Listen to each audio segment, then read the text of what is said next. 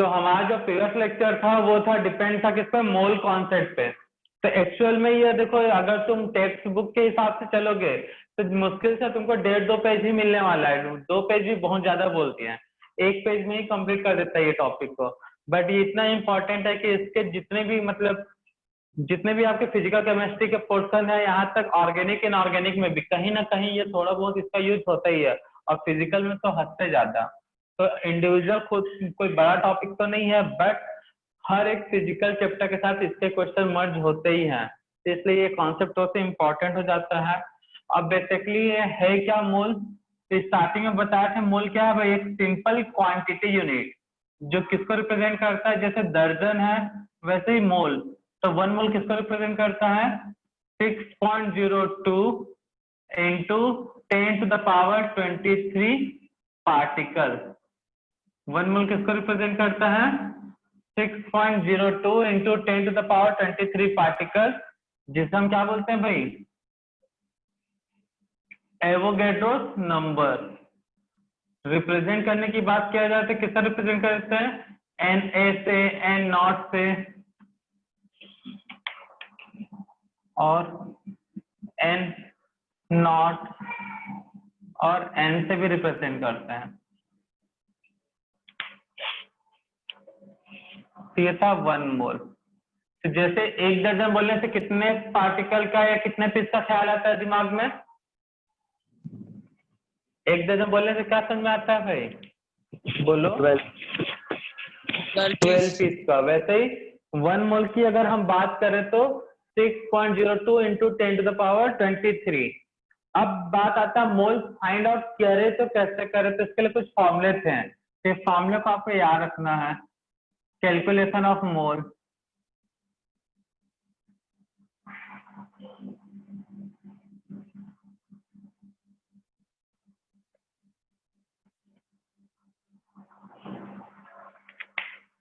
तो कैलकुलेशन में जब वेट गिवन है, इफ वेट इज गिवन, जब वेट क्या हो, गिवन हो, तब मोल कैसे, एक वो कंडीशन हो गया। Second, if volume is given,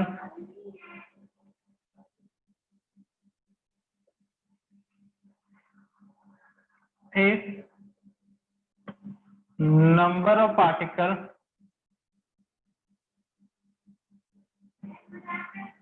particle is given,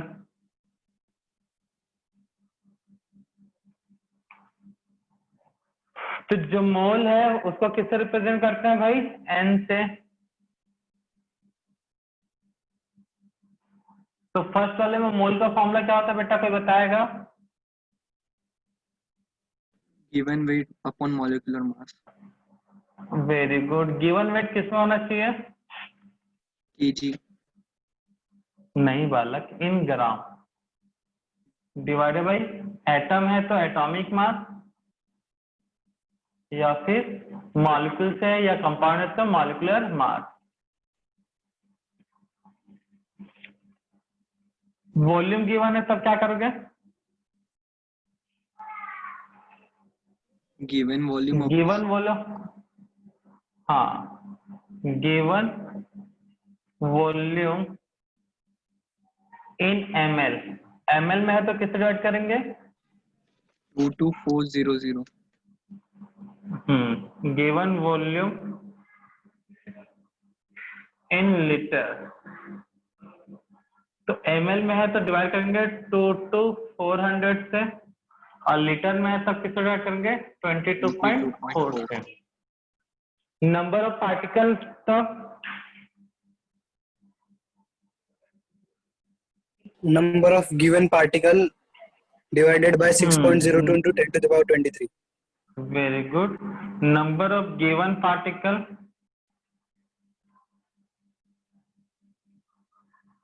divided by Avogadro number, Na, ठीक है ना।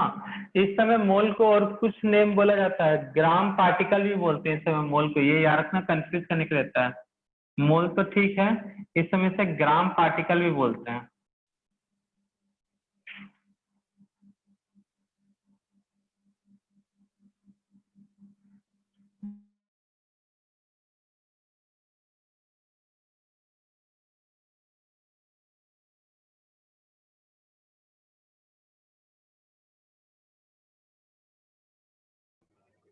सर स्क्रीन अटक गई है।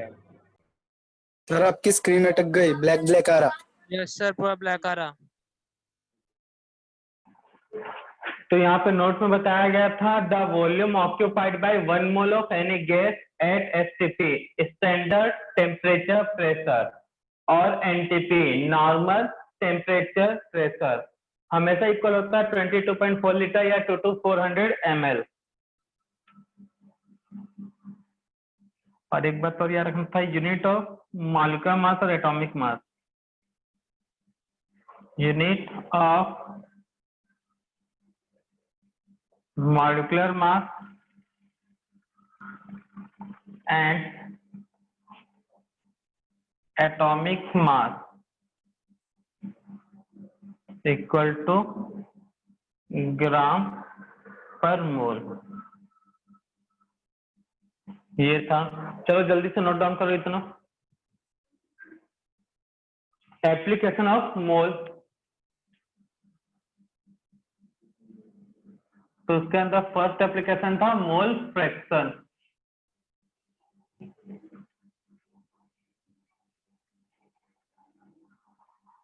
इसका सिंबल क्या होता है, कोई बताएगा भाई? जी सर एक्स जैसा। जी सर। हाँ, मॉडिफाइड एक्स है जिसे बोलते हैं चाय, या काई। फिर कई लोग बोलते हैं जाय। ठीक है ना? तो मोल फ्रैक्शन होता क्या है भाई? अगर एक सॉल्यूशन है, सॉल्यूशन के अंदर 3 कंपोनेंट है, ए बी सी। ए का मोल Na, बी का मोल Nb, सी का मोल Nc। तो मोल फ्रैक्शन क्या होगा? जो मोल फ्रैक्शन है X is equal to mole of one component, mole of one component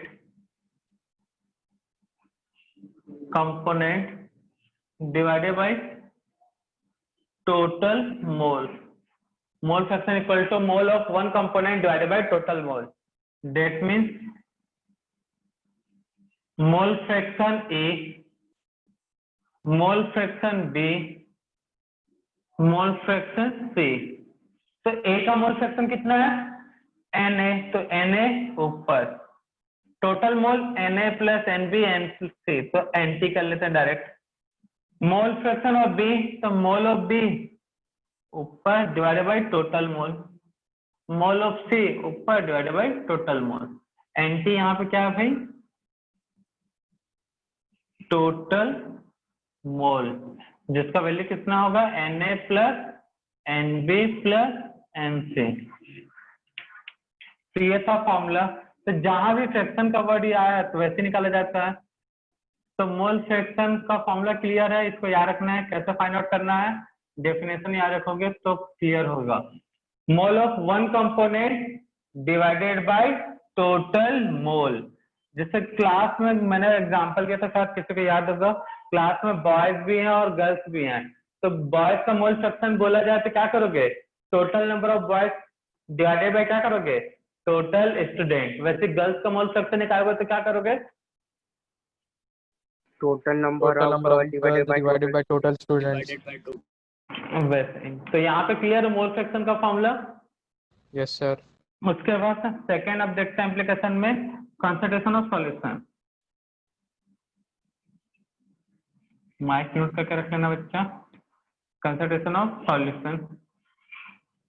तो कंसंट्रेशन का मतलब क्या होता है भाई? जैसे हम लोग नॉर्मल डेली लाइफ में कोई बोलते हैं कोई चीज अगर सॉल्यूशन है तो मीठा कितना है, खारा है, तीखा, ये सब बताते हैं। तो केमिस्ट्री में एक स्पेसिफिक वर्ड होता है इस सबको बताने के लिए। कोई चीज कितना मीठा है तो किस तरह से रिप्रेजेंट करेंगे, कोई कितना खारा है तो किस तरह से। तो यहाँ पे सॉल्यूशन के कंसंट्रेशन करने को रिप्रेजेंट करने के लिए है तो बहुत सारे मेथड, लेकिन जो मेन है जो हमने बताया है क्लास में, तो उसमें से है first molality, second B molarity and third normality. तो मोलालिटी को रिप्रेजेंट किया जाता है स्मॉल m से, मोलालिटी को रिप्रेजेंट किया जाता है कैपिटल M से, और नॉर्मेलिटी को यूज किया जाता है कैपिटल N से। कई बार हम मोलालिटी और मोलालिटी बोलते हैं तो लोगों को सेम लगता है, तो नाम उनके नेम के साथ हम स्मॉल m कैपिटल M भी बोलते हैं। सब एक एक करके डिस्कस करते हैं। फर्स्ट ए वाले को थोड़ा ध्यान देना भाई, स्टार्टिंग में मोल के फॉर्मूला यूज होगा। तो मोलालिटी, मोलालिटी का अगर रिवाइज किए होगे आज के क्लास अटेंड करने से पहले, तो मोलालिटी का डेफिनेशन क्या है? सॉल्यूशन बनाने के लिए क्या चाहिए भी? एक बीकर चाहिए। बीकर में क्या होगा? सॉल्वेंट, और उसमें मिला दोगे सॉल्यूट, यही होता है। हाँ सर।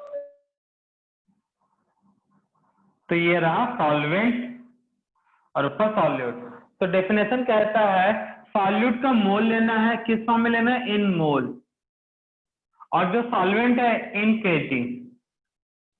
तो जिसका डेफिनेशन अगर ध्यान दियोगे तो the mole amount of solute dissolve in the mole amount of solute dissolve in KG amount of solvent, then concentration of solution is called molality. जब मोल अमाउंट सॉल्यूट का डिसॉल्व किया जाए सॉल्वेंट में, कौन से अमाउंट में? KG, तब उसे क्या बोलते हैं? मोलालिटी। तो डेफिनेशन से ही स्टेटमेंट, डेफिनेशन वाले स्टेटमेंट से बना फॉर्मूला।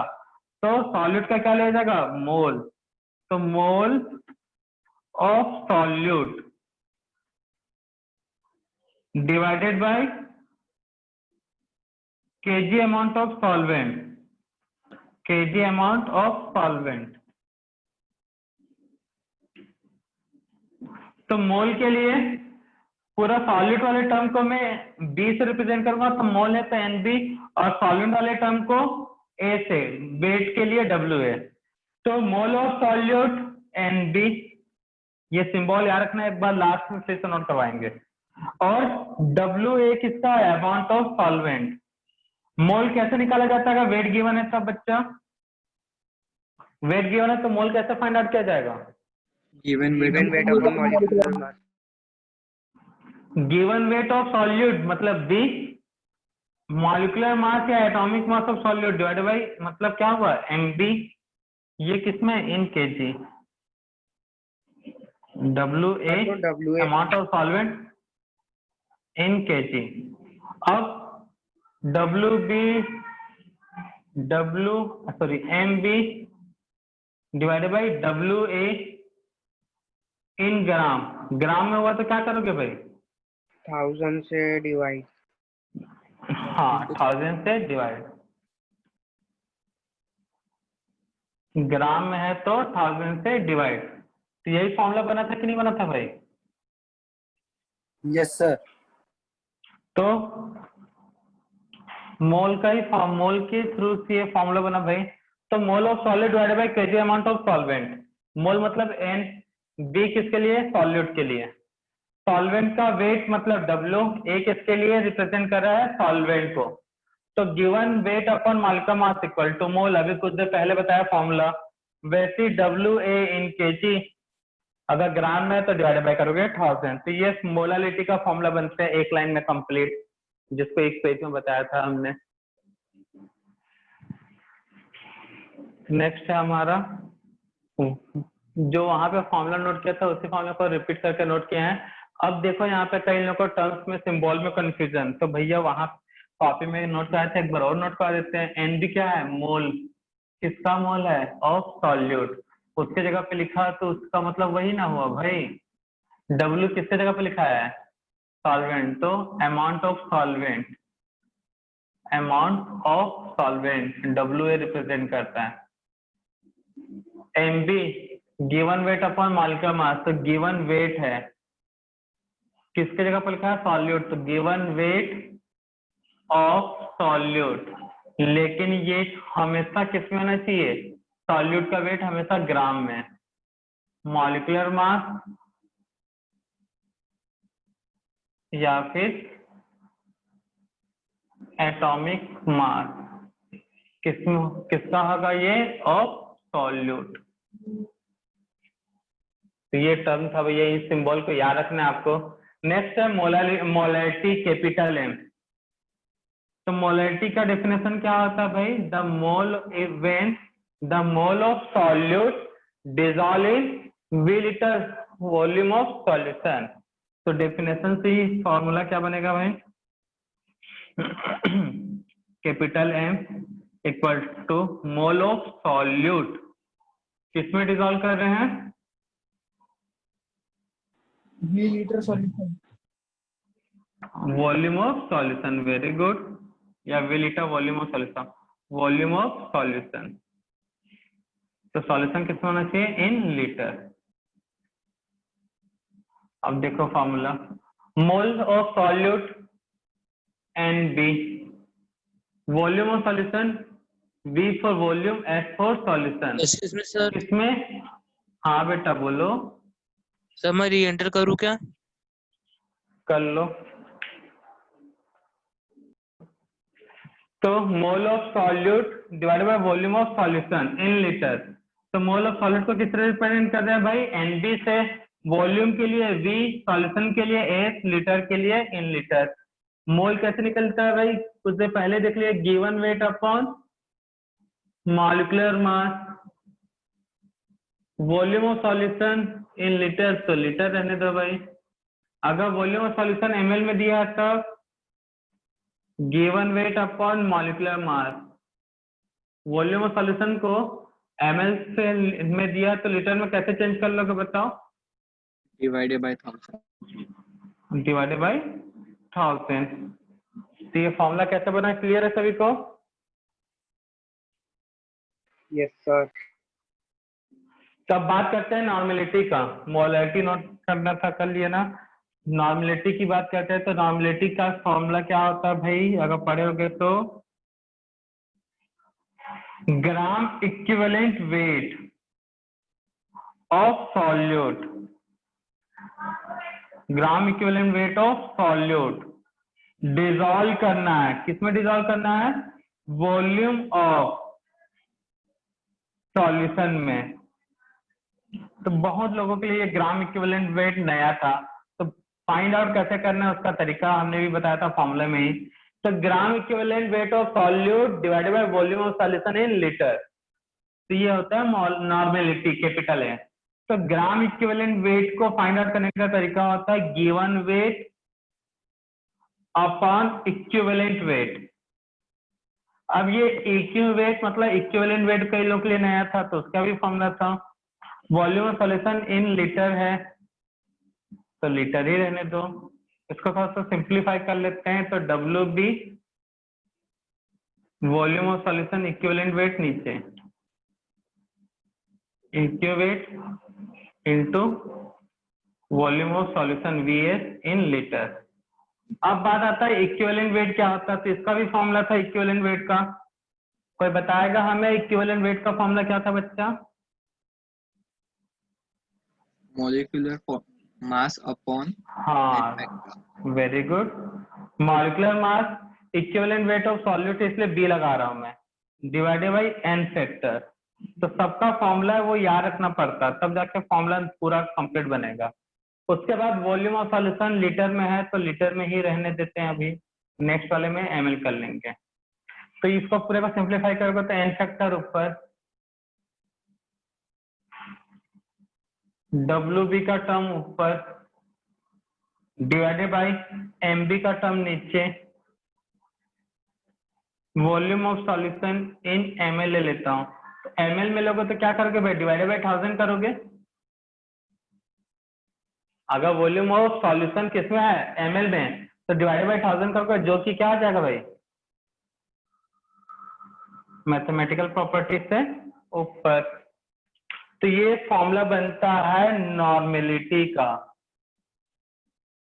तो यहाँ पे बहुत सारी चीजें नई हैं जो याद रखना पड़ता था। पहला ग्राम इक्विवेलेंट वेट, तो बोलेंगे सर ग्राम इक्विवेलेंट क्या है? जो फॉर्मूला है वही इसका डेफिनेशन है, ratio of given weight and equivalent weight of compound is called gram equivalent weight. तो WB गिवन वेट है और इक्विवेलेंट वेट को डिवाइड करने से मिलता है ग्राम इक्विवेलेंट वेट। अब इक्विवेलेंट वेट कैसे मिलता है? किसी के भी मॉलिक्यूलर मास को डिवाइड करते हैं n फैक्टर से, तो मिलता है इक्विवेलेंट वेट। अब n फैक्टर क्या होता है इसको नोट करो, उस साइड बता रहे हैं हम। तो ये था फॉर्मूला नॉर्मेलिटी का। तो where n factor equal to है number of H plus ion for acid, number of OH ion for base, number of charge on ion, या फिर वैलेंसी अगर एलिमेंट फॉर्म में है। तो number of H plus ion किसी acid का अगर बताओगे तो उसे बोलते हैं बेसिसिटी। उल्टा होता है, एसिड के लिए बेसिसिटी वर्ड यूज होता है और बेस के लिए एसिडिटी। तो number of H plus ion of acid मतलब उसका बेसिसिटी पूछेगा, number of OH ion of base मतलब उसका एसिडिटी ही n फैक्टर होगा, या फिर number of charge on ion, valency of element. तो यहाँ पे कितने H प्लस दिख रहा है भाई HCl में, कितना H मिलेगा यहाँ से?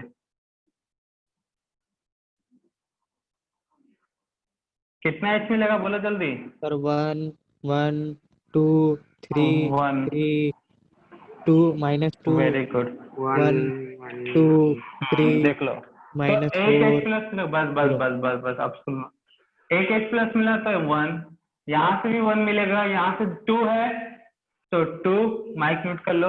ये थोड़ा सा एक्सेप्शनल है भाई, दिखता 3 है बट मिलता कितना है, सिर्फ 2।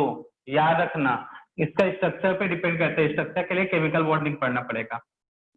यहाँ पे H3PO3 दोनों में 3 है तो दिखे, वहां पे एक्चुअल में होता है 2, दिखता 3 है। यहाँ पे पूरा का पूरा 3H प्लस आयन। यहाँ पे कितना चार्ज है भाई, तो यहाँ पे कितना OH है 1, यहाँ पे OH 2, यहाँ पे 3, चार्ज कितना है 3, वैलेंसी कितना होता है एल्यूमिनियम का 3।